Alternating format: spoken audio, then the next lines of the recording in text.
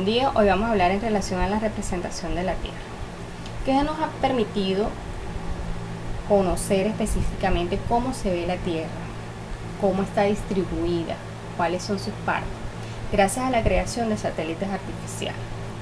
Estos satélites artificiales toman imágenes desde el espacio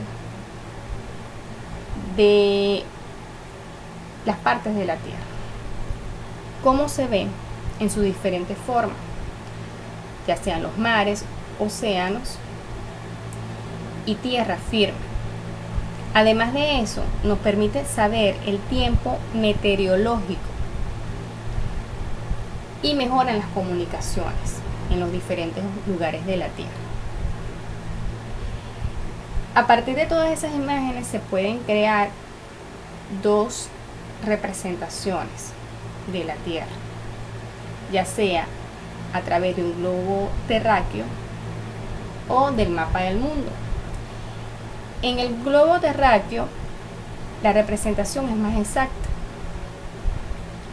y tiene estos elementos: el polo norte, el polo sur, tiene la línea divisoria, ¿verdad? Que llamada el ecuador, originando lo que son el hemisferio norte y el hemisferio sur.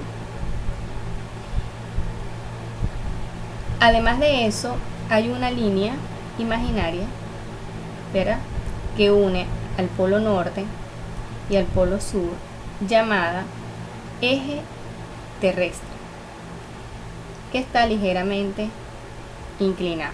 Así es como se ve la Tierra. También existe la representación en el mapa del mundo.